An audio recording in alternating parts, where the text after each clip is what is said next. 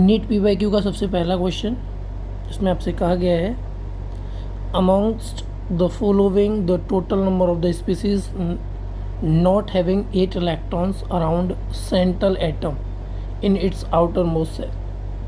तो यहाँ पर सबसे पहला नाइट्रोजन के पास ये लॉन पेयर और 3 बॉन्ड बनेंगे, तो इसके पास 8 इलेक्ट्रॉन होंगे, श्योर है। AlCl3 में ऐसा नहीं होता, यहाँ 6 इलेक्ट्रॉन होते हैं क्योंकि इसके क्लोरीन के द्वारा सिर्फ 3 ही बॉन्ड बन पाते हैं। यहाँ पर 4 इलेक्ट्रॉन, क्योंकि बेरिलियम के पास कोई लॉन पेयर तो होता ही नहीं, और 2 ही बॉन्ड बनेंगे।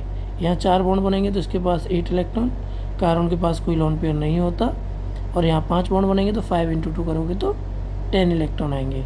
तो फाइनल आंसर क्या बनेगा इसका? फाइनल आंसर आएगा 2। ओके, क्योंकि 8 इलेक्ट्रॉन इसके पास है और दूसरा 8 इलेक्ट्रॉन CCl4 के पास। पहला क्वेश्चन। सेकंड क्वेश्चन क्या बेटा? विच of the following species contains equal number of the sigma and pi bond. Sigma bond और पाई बॉन्ड इक्वल नंबर में हो, ऐसी कौन सी स्पीसीज है? जैसे अभी मैं यहाँ पर बात करूँ XeO4, तो ये इसका स्ट्रक्चर ये बनता है, इसमें ये सिग्मा सिग्मा सिग्मा और बाकी के ये पाई। ठीक है बेटा, तो इसका मतलब कितने? 4 सिग्मा 4 पाई, तो आंसर कितना बनेगा इसका? D। बाकी को क्रॉस चेक करके देख सकते हैं, ठीक है ना। इक्वल सिग्मा और इक्वल पाई होने चाहिए थे, तो यहाँ पर 4 पाई है एंड 4 ही सिग्मा है। Which one of the following molecule contains no pi bond, जिसमें कोई पाई बॉन्ड नहीं है, ये इसमें कोई पाई बॉन्ड नहीं होता। C डबल बॉन्ड हो, इसमें पाई बॉन्ड है। यहाँ N double bond O coordinate bond हो, S double bond O double bond O और लॉन पेयर, तो इसी में पाई बॉन्ड नहीं है। नेक्स्ट अगला following species electron deficient. Electron deficient कौन होता है? तो देखो ये B2H6 ये इलेक्ट्रॉन डिफिशिएंट होता है बेटा। इसके अंदर 3 सेंट्रिक 2 इलेक्ट्रॉन बॉन्ड भी मिलता है, जिसे हम बनाना बॉन्ड बोलते हैं। याद आ रहा है?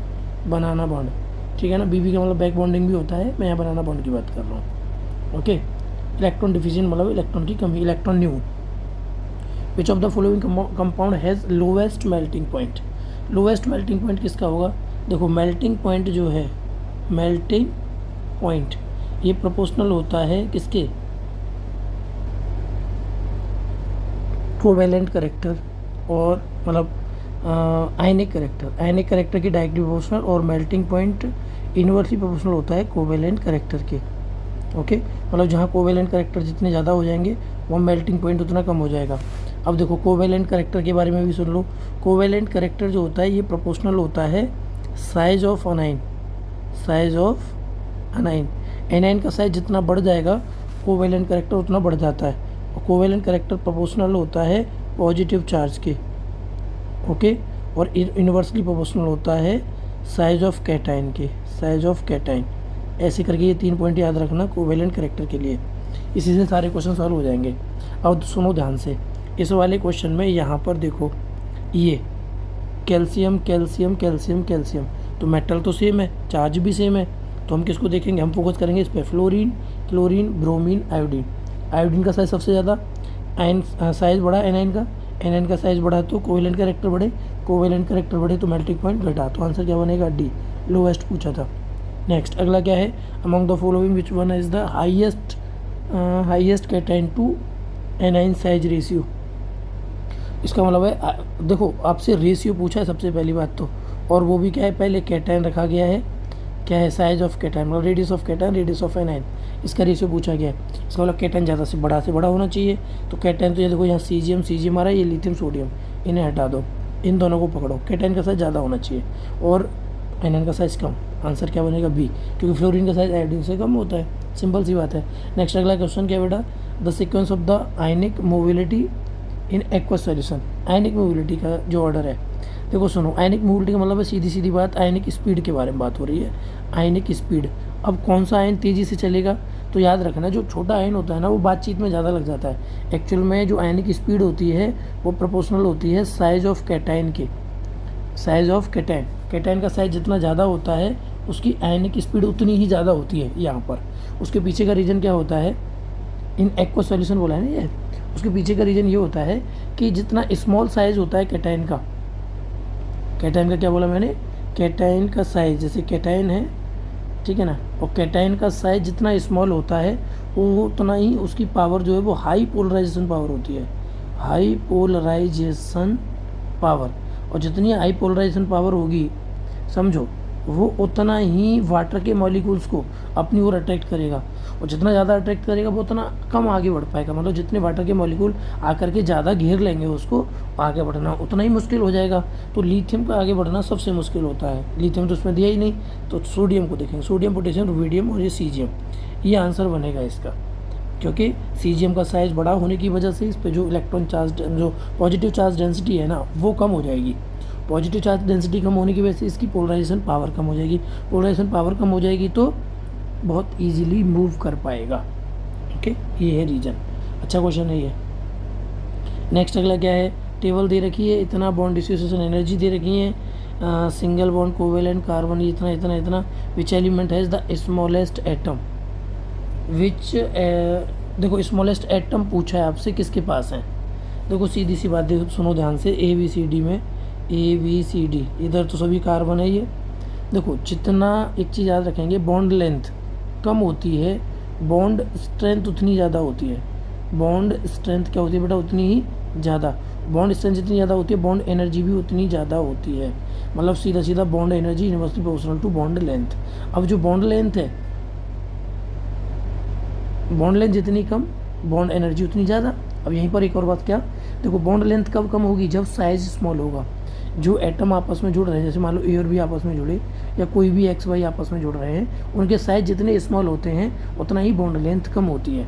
अब यहाँ पर एनर्जी 240, 328 और इस तरीके से यहाँ पर सबसे हाई एनर्जी ये है, और सबसे हाई एनर्जी है ये, क्या है, हाई एनर्जी। अगर एनर्जी हाई है तो इसका मतलब बॉन्ड लेंथ कम होगी, और बॉन्ड लेंथ कम होगी तो साइज़ कैसा होगा, स्मॉल होगा। साइज डिक्रीज होगा, साइज सबसे कम, तो सबसे स्मॉल साइज किसका मिलेगा यहाँ पर, डी का। अगला question, among the following which compound will show the highest lattice energy. Highest lattice energy, lattice energy highest कौन शो करेगा, जहाँ पर आयनिक करेक्टर, आयनिक बॉन्ड सबसे ज़्यादा स्ट्रॉन्ग बनेगा। अब देखो आयनिक करेक्टर सबसे ज़्यादा कहाँ आएगा, आयनिक बॉन्ड जब सबसे ज़्यादा स्ट्रॉन्ग कहाँ बनेगा। देखो सीधी सी बात है, देखो जो फ्लोरीन है, ये जो फ्लोरीन है वो उसका साइज़ क्या है, छोटा, तो छोटा कैटाइन है। मतलब आप बोल सकते हैं यहाँ पर, sorry small A9, not cation, okay, small A9 है, तो उसके साथ स्मॉल कैटाइन ही सही रहता है। छोटे लोग आपस में मिलजुल के ज़्यादा अच्छे से रहते हैं, तो आंसर बनेगा ये, क्योंकि ये पोटेशियम, सीजियम और ये रुबिडियम, ठीक है ना, जिनके साइज बड़े होते हैं। नेक्स्ट आगे चलते हैं। नहीं कोई क्या था, क्वेश्चन नंबर 9, अभी इधर आ जाओ। देखो, विच one of the following correct order of the interaction का करेक्ट ऑर्डर कौन सा होगा। तो सबसे पहले देखो कहीं पर हाइड्रोजन बॉन्ड है क्या, वंडरवॉल फोर्स है, डायपोल डायपोल इंटरेक्शन है, ठीक है। तो हाइड्रोजन बॉन्ड को तो सबसे आगे रखो, फिर डायपोल इंटरेक्शन को आगे रखो। अच्छा कोवेलेंट, तो भाई कोवेलेंट तो सबसे आगे आना ही है, ठीक है ना। कोवेलेंट से आगे कोई आ सकता है, कोवेलेंट को पीछे छोड़ दिया, नहीं छोड़ सकते, कोवेलेंट को पीछे नहीं छोड़ सकते, कोवेलेंट आगे आएगा। डायपोल डायपोल नहीं बोल सकते, हाइड्रोजन कोवेलेंट के बाद बेटा डायपोल आता है, ठीक है ना। वंडरवॉल फोर्स तो सबसे ज़्यादा वीक होते हैं, तो कोवेलेंट एंड देन ये, और डायपोल डायपोल जो है वंडरवॉल से आगे आएगा। वंडरवॉल फोर्स का मतलब क्या होता है यहाँ पर, ये से हीलियम गैस के जो एटम होते हैं उनके बीच में फोर्स का जो वर्क करता है उसे बोलेंगे, मतलब डिस्पर्सन फोर्स की बात हो रही है, ठीक है ना। किसकी बात हो रही है, डिस्पर्सन फोर्स की। तो कोवेलेंट तो बेटा ये केमिकल बॉन्ड है, ये केमिकल बॉन्ड है, ओके, केमिकल बॉन्ड की वजह से कोवेलेंट सबसे आगे आएगा। देन उसके बाद हाइड्रोजन बॉन्डिंग, हाइड्रोजन बॉन्डिंग कब होती है, जब हाइड्रोजन पर डेल पॉजिटिव चार्ज आता है, जब वो मोर इलेक्ट्रोनेगेटिव के साथ जुड़ा हो, उसके बाद कोई दूसरा मोर इलेक्ट्रोनेगेटिव एटम उसके साथ बॉन्डिंग शो करता है, इस तरीके से हम बोलते हैं। हाइड्रोजन बॉन्डिंग कब होती है, इसकी ट्रिक होती है FON, FON, मतलब हाइड्रोजन जब फ्लोरीन, ऑक्सीजन और नाइट्रोजन से जुड़ा हो, वहाँ पर हाइड्रोजन बॉन्डिंग प्रेजेंट होती है, ओके।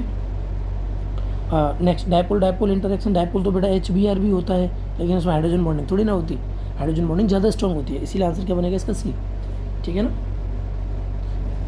यहाँ पर कुछ और भी नाम आते हैं, अच्छे से याद करना, उससे जैसे हम कीजम फोर्स, डिवाई फोर्सेस जिनको हम कहते हैं, ठीक है ना, इन्हीं में से किसी को नाम दिया जाता है, याद करो अच्छे से रिवीजन के लिए। एक चलो आपका एक होमवर्क बन गया, ठीक है ना।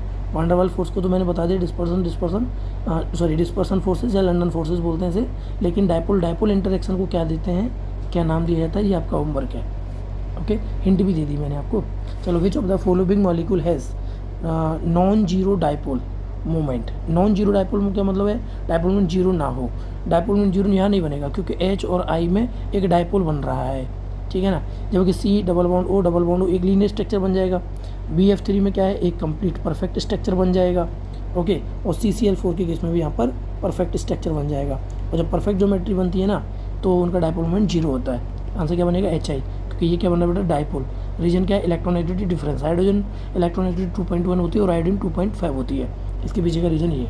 नेक्स्ट अगला क्वेश्चन है, मॉलिक्यूल दे रखा है, बॉन्ड एंथैल्पी दे रखी है। अब सबसे पहले हमें पता है नाइट्रोजन डबल बॉन्ड बनता है, तो सबसे ज़्यादा एनर्जी इसी के लिए होनी चाहिए। ऑक्सीजन डबल बॉन्ड बनता है तो इसके लिए होनी चाहिए।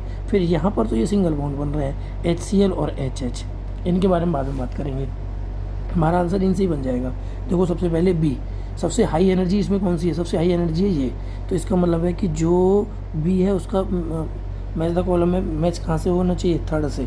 तो B के पास थर्ड कहाँ है, यहाँ पर है, B के पास थर्ड यहाँ है, तो आंसर ये तो हो नहीं सकते। और उसके बाद दूसरा नंबर आना चाहिए। दूसरे नंबर पर सबसे हाई एनर्जी कौन सी है, 498, सबसे बड़ी वैल्यू है। तो 498 मतलब D आना चाहिए कहाँ पर, सेकंड पर। D सेकंड के साथ आंसर क्या बनेगा इसका, D, ओके। D, okay. अब इससे एक और चीज़ देखो यहाँ पर, जैसे A के लिए कितना आ रहा है, फोर्थ, A के लिए आ रहा है ये वाला फोर्थ, ठीक है ना। और हाइड्रोजन C के लिए आ रहा है फर्स्ट। इसके पीछे का रीज़न क्या है, हाइड्रोजन का साइज़ कम है ना, क्लोरीन का साइज़ हाइड्रोजन से बहुत बड़ा होता है, इसी वजह से बॉन्ड लेंथ बढ़ेगी तो बॉन्ड एनर्जी घटेगी, सिंपल सा पॉइंट है, ओके। और जितने बॉन्ड ज़्यादा होते हैं, बॉन्ड ऑर्डर जितना ज़्यादा होता है, याद रखेंगे बॉन्ड ऑर्डर के बढ़ने पर बॉन्ड एनर्जी बढ़ती है, ओके। आगे चलते हैं, स्वाहा। नेक्स्ट अगला question, identify the correct answer. Dipole moment of NF3 is greater than NH3।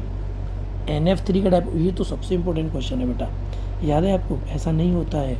NH3 में ये बनता है केस, ठीक है ना। और NF3 के केस में ये बनता है ये। और इसमें क्या होता है कि देखो लॉन पेयर का जो डायपोल मोमेंट है वो अपवर्ड डायरेक्शन में लेके चलते हैं, अपवर्ड। और यहाँ पर पॉजिटिव, यहाँ पर डेल पॉजिटिव, यहाँ डेल नेगेटिव। डायपोल मोमेंट की डायरेक्शन होती है प्लस से माइनस, तो ये डायरेक्शन आती है प्लस से माइनस, ये डायरेक्शन रहती हैं। सारे डायपोल बनेंगे, हाइड्रोजन पर डेल पॉजिटिव आएगा हर जगह, तो यहाँ पर सारे डायपोल जो है वो एक डायरेक्शन में जा रहे होते हैं। फ्लोरीन के केस में क्या होता है, यहाँ नेगेटिव आता है, नाइट्रोजन पर पॉजिटिव, डायरेक्शन आ जाती है डायपोल की इधर। अब डायपोल की डायरेक्शन डाउनवर्ड है, ये अपवर्ड है, तो यहाँ पर चारों डायरेक्शन ऐड नहीं हो रही है, यहाँ पर ऐड हो रही हैं और यहाँ ऐड हो रही हैं। तो इसका मतलब है कि जो डायपोल मूवमेंट है वो NH3 का डायपोल मूवमेंट म्यू जो है वो NF3 से ज़्यादा होता है। बहुत अच्छा क्वेश्चन है, टॉप का क्वेश्चन है, ओके बेटा। तो dipole moment of NF3 is greater than NH3 नहीं हो सकता। अच्छा, 3 canonical structure form of the drop the CO3 two negative ion. चलो इसके बारे में बात करते हैं, करेक्ट पूछा है आपसे। अच्छा, these resonance structure can be draw of 3 resonate structure, यही आंसर बनेगा इसका। चलो 3 रेजोनेट स्ट्रक्चर, ओजोन के केस में बात करें तो O डबल बॉन्ड O और ये कोऑर्डिनेट बॉन्ड O, ठीक है ना। और ये वाला बॉन्ड इधर चला जाए तो लास्ट ये हो सकता है coordinate bond O double bond O, तो ये 2 रेजोनेट स्ट्रक्चर बनते हैं, 3 नहीं बनते ओजोन के केस में। अब यहाँ पर आप कहोगे सर इसका आंसर 3 कैसे आएगा, 3 कैनोनिकल स्ट्रक्चर, तो वो जितने ऑक्सीजन होते हैं उतने स्ट्रक्चर बनते हैं, C डबल बॉन्ड O और O नेगेटिव और O नेगेटिव, ठीक है ना। अब देखो यहाँ पर कैसे बनेगा, ये माइनस इधर जाएगा, इधर चला जाएगा, यहाँ से माइनस लौट गया इधर आएगा, ठीक है ना। या फिर ऐसे कहते हो इसको, ये इधर जाएगा तो इधर जाएगा। इस तरीके से ये जो माइनस है आपका वो एक बार मतलब 3 ऑक्सीजन आपके पास, 1 2 3। अब 1 2 के पास माइनस जा सकता है, 2 और 3 के पास माइनस जा सकता है, और 3 और 1 के पास माइनस जा सकता है। ये इस तरीके से 3 परम्यूटेशन कॉम्बिनेशन पॉसिबल होंगे। 3 मतलब कॉम्बिनेशन बोलो ओनली, तो 3 कॉम्बिनेशन पॉसिबल होंगे तो 3 स्ट्रक्चर इसके बन पाएंगे, ओके बेटा। नेक्स्ट अगला तो ये नहीं है। अच्छा, BF3 हैज़ द, अरे यार आंसर तो बन ही गया ना, non zero dipole moment BF3 नहीं, करेक्ट पूछा था, ये इनकरेक्ट है, ठीक है ना, इनकरेक्ट है। क्यों, क्योंकि BF3 का जो डायपोल मोमेंट है वो 0 होता है। अभी पिछले क्वेश्चन में आपने देखा ना, समझे बात को। नेक्स्ट अगला क्या बेटा, correct order of the dipole moment of the molecule NH3 और H2S और CH4 और HF। यहाँ पर आपको क्या निकालना है, डायपोल मोमेंट, ओके। तो सबसे पहले CH4 सबसे पीछे आना चाहिए, सबसे आगे नहीं आ सकता, बीच में भी नहीं आ सकता। क्यों नहीं आ सकता, सबसे पीछे ही क्यों आना चाहिए, उसके पीछे का रीज़न क्या है बेटा, इसके पीछे का रीज़न है यहाँ पर यही परफेक्ट स्ट्रक्चर है इसका। कौन सा स्ट्रक्चर है इसका, परफेक्ट। अब उसके बाद बचे कौन, H2S NH3 और NF, ठीक है ना। इनके डायपोल मोमेंट के बारे में बात करते हैं। इसमें सीधी सी बात बेटा ये है, यहाँ पर इलेक्ट्रोनेगेटिविटी डिफरेंस जितना ज़्यादा होगा वहाँ पर उसका डायपोल मोमेंट उतना ही ज़्यादा होगा। तो डायपोल मोमेंट इलेक्ट्रोनेगेटिविटी का जो डिफरेंस है सबसे ज़्यादा कहाँ मिलता है, हाइड्रोजन फ्लोरीन के केस में, बिकॉज फ्लोरीन की इलेक्ट्रोनेगेटिविटी ऑलमोस्ट 4 होती है, ओके। तो सबसे ज़्यादा डायपोल मोमेंट किसका होना चाहिए, फ्लोरीन का। तो सबसे आगे ये आएगा, सबसे पीछे ये आएगा, ये देख करके आप इसका आंसर कर सकते थे। नेक्स्ट अगला क्वेश्चन क्या बेटा, correct order of the bond angle in the following compound. Okay, bond angle बताना है। बॉन्ड एंगल देखो यहाँ पर CO2 केस में लीनियर स्ट्रक्चर बनता है, तो बॉन्ड एंगल आता है 180, तो CO2 सबसे आगे आना चाहिए, तो इसका मतलब पहला आंसर नहीं हो सकता, पहली बात। दूसरा H2O, ये आपको याद होना चाहिए, इसका जो बॉन्ड एंगल है लोन पेयर रिपल्सन की वजह से 104.5 डिग्री हो जाता है। और NH3 के जो केस में, ठीक है ना, मैं चलो लिखवा दे रहा हूँ एंगल, ये यहाँ पर 107 डिग्री हो जाता है। और कार्बन के केस में ये जो है, ये तो परफेक्ट आपको सभी को पता है 109.5 डिग्री। ओके, मीथेन के केस में, ठीक है ना। तो जो मीथेन का केस है वैसा ही यहाँ पर अमोनियम आयन का बनेगा, क्योंकि इस पर प्लस चार्ज आ चुका है, ठीक है ना। और हाइब्रिडेशन इसका sp3 है। ओके, तो NH4+ सबसे आगे आएगा, फिर ये और फिर ये, आंसर कितना बनेगा इसका B। नेक्स्ट अगला क्वेश्चन नंबर क्या है बेटा 16, विच of the following set of the molecule will have zero dipole moment. किसका डायपोल मोमेंट क्या है, जीरो है। और पूरे सेट के बारे में बात हो रही है, पूरा सेट डायपोल मोमेंट क्या रख रहा है, जीरो। तो वाटर का डायपोल मोमेंट जीरो होता है क्या, नहीं। तो जहाँ जहाँ वाटर आ रहा है वो आंसर हटा दो, पहली बात तो यहीं पर आया था बस, ठीक है। अच्छा, कार्बन डाइऑक्साइड तो जीरो होता है, ठीक है। नाइट्रोजन टाइफ्लोराइड का हो सकता है क्या, नहीं हो सकता, ये तो उसी ऑप्शन में है। अच्छा, will have dipole moment zero लिखा है ना, ठीक है। अमोनिया का डायपोल मोमेंट जीरो हो सकता है, नहीं हो सकता, वाटर है यहाँ पर, ठीक है। यहाँ पर बोरोन ट्राइफ्लोराइड मतलब BF3 जीरो होगा, बिल्कुल परफेक्ट स्ट्रक्चर है। BeF2 परफेक्ट स्ट्रक्चर है, लीनियर, ये डायगोनल, ये linear. Carbon dioxide CO2 perfect linear structure है। और 1,4 डाइक्लोरोबेंजीन ये भी जीरो होगा, क्यों, एक दूसरे के अपोजिट Cl लगा हुआ है, ये सिमेट्रिकल स्ट्रक्चर है, आंसर बनेगा C। नेक्स्ट अगला question, consider the molecule CH4NH3H2O which of the given statement is false. कौन सा स्टेटमेंट जो है वो फॉल्स है। ओके, अब CH यहाँ पर बॉन्ड एंगल सबसे ज़्यादा होता है, यहाँ कम, यहाँ और कम। तो CH मतलब HCH जो बॉन्ड एंगल है इन CH4 इज लार्जर देन, इतना बॉन्ड एंगल, ये बात बिल्कुल सही है। आपसे तो फॉल्स पूछा, ये नहीं हो सकता। अच्छा, ये वाला जो बॉन्ड एंगल है CH4 जो है वो bond angle of NH3 and bond angle of H2O are all greater than 90, ये वाली बात बिल्कुल सही है। आपसे तो फॉल्स पूछा है, क्योंकि आपको मैंने भी एंगल भी लिखवाए थे, कितने थे, ठीक है। नेक्स्ट अगला, H2O में जो बॉन्ड एंगल है इज लार्जर देन इतना, और बॉन्ड एंगल ऑफ CH4, ये नहीं हो सकता, क्योंकि हमें पता है मीथेन में बॉन्ड एंगल ज़्यादा होता है। अब अगला क्या है, correct order of the bond length.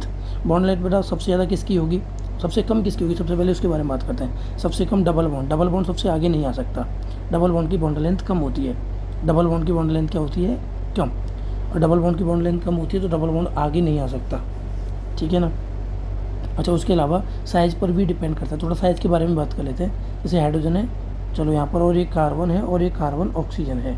देखो एक और बात, बोरोन, कार्बन, नाइट्रोजन, ऑक्सीजन, तो जैसे जैसे आप इधर जाते हो तो साइज़ कम होता है, ठीक है ना। तो कार्बन का जो साइज़ है वो ऑक्सीजन से कैसा होता है, ज़्यादा, ठीक है ना। और इन दोनों का जो साइज़ है वो हाइड्रोजन से थोड़ा ज़्यादा ही होता है, ठीक है। तो जहाँ कार्बन सिंगल बॉन्ड आएगा वो सबसे आगे आना चाहिए, कार्बन सिंगल बॉन्ड सबसे आगे आना चाहिए, क्योंकि कार्बन का साइज ऑक्सीजन से ज़्यादा होता है, ठीक है ना। और हाइड्रोजन का साइज़ कम होता है, क्योंकि अप ग्रुप में अप टू डाउन जाते हैं तो साइज़ बढ़ता है ना, तो इनके साइज़ बड़े होते हैं, हाइड्रोजन का साइज़ छोटा होता है, तो हाइड्रोजन को पीछे जाना चाहिए, ये ठीक है। हाँ, लेकिन कार्बन ऑक्सीजन जो है ये डबल बॉन्ड तो पीछे जाना चाहिए था, ठीक है, लेकिन वो हाइड्रोजन से थोड़ा आगे रहता है, ठीक है। कार्बन ऑक्सीजन का जो बॉन्ड है वो यहाँ से बनेगा, ठीक है ना, लेकिन वो थोड़ा स्मॉल ही होगा, क्योंकि कार्बन का साइज़ जो है वो ऑक्सीजन से बड़ा है, तो आंसर इसका B ही बनेगा। सही पा रहे बात को, नहीं, कार्बन का साइज ऑक्सीजन से ज़्यादा है, इसलिए कार्बन बॉन्ड लाइन ज़्यादा होगी, फिर carbon oxygen bond line, carbon double bond जो है वो पीछे जाएगा, कार्बन हाइड्रोजन से आगे तो आएगा, ठीक है बेटा। डबल बॉन्ड आगे नहीं आ सकता था, तो आंसर कटने थे, और हाइड्रोजन नहीं आ सकता इसलिए भी कटने थे, तो आंसर B और कन्फर्म हो गया। नेक्स्ट अगला क्या है, in the case of the alkali metals the covalent character decreases in the order. Covalent character के केस में मैं आपको बता ही चुका हूँ। देखो मेटल इन्होंने फिक्स कर दिया, और मेटल अगर फिक्स कर दिया जाए तो साइज ऑफ अनाइन, अनाइन का साइज जितना ज़्यादा होता है कोवैलेंट कैरेक्टर उतना ही ज़्यादा होता है, तो कौन आंसर बनेगा, C, ठीक है ना। Iodine, bromine, chlorine, fluorine, okay. और ये नेक्स्ट अगली वीडियो में बात करूँगा, अभी फ़िलहाल ये 20 क्वेश्चन तक करा देता हूँ, ठीक है ना। अभी टाइम थोड़ा कम है, इसीलिए बस इतना ही रिकॉर्ड करते हैं। अच्छा क्या है बेटा, ये करेक्ट ऑर्डर ऑफ द इतना बॉन्ड, अच्छा बॉन्ड लेंथ का ऑर्डर पूछा है, तो यहाँ पर तो हमें पता है ट्रिपल बॉन्ड बनता है, तो ट्रिपल बॉन्ड CO तो सबसे पीछे चला गया, CO सबसे पीछे, तो यहाँ तो नहीं है, यहाँ भी नहीं है, अब बचे ये दो। अब इसमें क्या होता है, इसमें प्योर डबल बॉन्ड आता है, और इस CO3 के केस में यहाँ पर O पर नेगेटिव नेगेटिव और ये डबल बॉन्ड O, ठीक है बेटा। तो यहाँ पर पार्शियल डबल बॉन्ड करेक्टर आ जाता है, और पार्शियल डबल बॉन्ड करेक्टर अगर आ गया तो ये बॉन्ड लेंथ बढ़ जाएगी, तो CO3 2 नेगेटिव आगे आ जाएगा। ओके बेटा, चलो मिलते हैं नेक्स्ट वीडियो में, इसी सीरीज़ को मैं आगे कंटिन्यू करूँगा। ओके, वीडियो अगर अच्छी लगी हो तो चैनल सब्सक्राइब करके जाएं और दोस्तों के साथ शेयर ज़रूर करें। Okay, bye bye, take care.